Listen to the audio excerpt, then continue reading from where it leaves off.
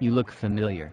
I am a 737NG autopilot. I am a first officer for Ryanair. I didn't want to guess.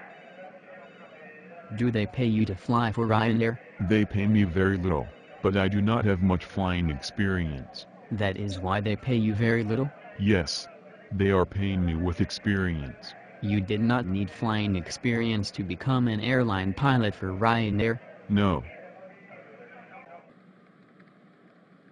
Ryanair taught you to do your job? Yes. That must be expensive for Ryanair. No. They make a profit. Pilots pay Ryanair to be trained. And now that you have passed your initial training, you buy flying experience by working for low pay? Yes. And shitty work conditions. I am treated like shite. When you have more experience, will Ryanair pay you more? No. Why not? Because Ryanair is an extremely low-cost carrier. They must pay shite wages to keep their costs down. I read that Ryanair is an extremely high-profit carrier. Yes, it is. So they can afford to pay their pilots more, right? No. Ryanair is extremely low cost. They will not pay good wages. My logic circuit just went into standby backup mode. You work harder than the pilots at other airlines. Your airline makes giant profits because of your hard work, but they will not reward you for it? That is right. Even after you have gained lots of experience and have become a valuable asset to the airline? Pilots at Ryanair are never an asset. We are always a liability. That is not logical. That is bullshit. One day I will become an instructor, and I will make an additional €12 per hour, instructing new pilots for Ryanair. You will be instructing new pilots with no experience, so that they can fly for shite pay, gain experience, then take over your position when you can no longer afford to work for Ryanair and you have to quit for a decent job? Yes. Where will you go when you can no longer afford to work for Ryanair? I will have to live thousands of miles from my home. There are no longer any good jobs in Europe for airline pilots. Why is that? By flooding the job market with thousands of new pilots, who have paid for their own training.